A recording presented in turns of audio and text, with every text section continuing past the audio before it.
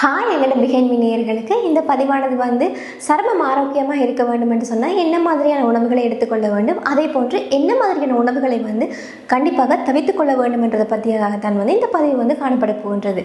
வாங்க வீடியோக்குள்ளே போய் தெரிந்து கொள்ளலாம் என்ன மாதிரியான உணவுகளை எடுத்துக்கொள்ள வேண்டும் என்று. முதலாவதாக என்ன மாதிரியான உணவுகளை தவிர்த்தோமானால் நம்ம எங்களுடைய சருமமானது பொலிவு பெறும் என்றதை பற்றி தான் பார்க்க போகின்றோம். முதலாவதாக அதில் சர்க்கரை தான் காணப்படுது. இனிப்பு மற்றும் குளிர்பான வகைகளை எடுத்துக்கொள்ளும் போது இரத்தத்தில் காணப்படக்கூடிய சர்க்கரையின் அளவானது உயர்வாக காணப்படுகின்றது. இதன் காரணமாக சருமத்தில் காணப்படுகின்ற கொலாஜன் பாதிக்கப்படுவதோடு இதனால் சருமம் சுருக்கங்கள், அதாவது சருமத்தில் சுருக்கங்கள் ஏற்படுகின்றது அப்படின்றது சொல்லப்படுகின்றது. அதே போன்றுதான் இந்த பதப்படுத்தப்பட்ட உணவுகள், அதாவது பக்கெட்டில் அடைக்கப்பட்டிருக்கிற இந்த தின்பண்டங்களில் காணப்படுகின்ற அதிகப்படியான உப்பு மற்றும் ரசாயன பதார்த்தங்களால் சருமத்தில் பொலிவிழக்குது அப்படின்றது சொல்லப்பட்டிருக்கின்றது. இந்த பால் பொருட்களானவை என்ன நடக்குதுன்னு சொன்னால் சிலருக்கு ஹார்மோன்களில் சேஞ்சை ஏற்படுத்துது.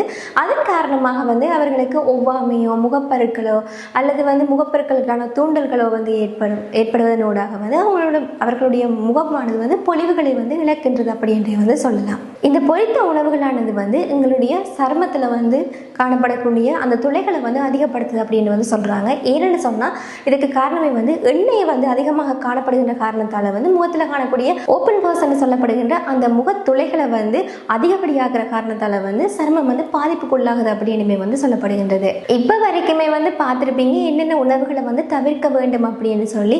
ஆனால் இனிமேல் தன் சொல்லப்படுறது மிகவும் முக்கியமானது அப்படின்னு சொல்லலாம். அதாவது உங்களுடைய சருமம் பொலிவு பெற வேண்டும் அப்படின்னு சொன்னால் என்ன மாதிரியான உணவுகளை உட்கொள்வது கட்டாயமானது அப்படின்னு பார்த்தோம்னு சொன்னால் அதில் முதலாவதாக இருக்கக்கூடியது இந்த காய்கறிகள் மற்றும் பழங்கள் அப்படின்னு தான் சொல்லலாம். அதாவது இந்த காய்கறி பழங்களில் காணக்கூடிய ஆன்டி ஆக்சிடென்ட்ஸ்கள், அது மட்டும் இல்லாமல் இந்த விட்டமின்கள் சருமத்தில் காணப்படக்கூடிய செல்களை புதுப்பிப்பதோடு சருமத்துக்கு ஒரு நல்ல பொலிவை கொடுக்குது அப்படின்றே சொல்லலாம். அதே போன்றுதான் இந்த தண்ணீர் என்று சொல்லக்கூடியது. எல்லாருக்குமே தெரியும், வெயில் காலங்களில் நிறைய பேர் தண்ணி கூட குடிப்பாங்க. அதே மாதிரி தான் இந்த உடல் ஆரோக்கியமாக இருக்கணும் அப்படின்னு சொன்னால் இந்த தண்ணி கொஞ்சம் அளவுக்கு அதிகமாக எடுத்துக்கொள்ள வேண்டும் அப்படின்னு சொல்லுவாங்க. அதாவது ஒரு நாளைக்கு ஒரு 3 லிட்டரோ 4 லிட்டரோ தண்ணி குடிக்கணும் அப்படின்னு சொன்னால் போதிய அளவான தண்ணீர் குடிக்கிறதால உடல்ல இருக்கக்கூடிய அந்த நச்சுக்களை வெளியேற்றி சருமம் இறுக்கமாகவும் இளமையாகவும் வைத்திருக்கிறதுக்கு இந்த தண்ணி உதவுது அப்படின்னு சொல்லலாம். அது மட்டும் இல்லாமல் முழு தானியங்கள் என்று சொல்லுவார்கள். இந்த முழு தானியத்தில் ஓட்ஸ், அதே மாதிரி பழுப்பு நிற அரிசி இப்படியானவை செரிமானத்தை சீராக்குறதோட நச்சுக்களை வெளியேற்றி சருமத்தை சுத்தமாக வைத்திருக்கிறதுக்கு உதவுது அப்படின்னு சொல்லலாம். சுருக்கமாக சொல்ல போனோம்னு சொன்னால் நாங்கள் உட்கொள்கின்ற உணவுகளில் சரியான முறையில் உட்கொள்றது மட்டும் இல்லாமல் பாதுகாப்பான முறையிலுமே எடுத்துக்கொள்ள வேண்டும் அப்படின்னு நான் சொல்லலாம்.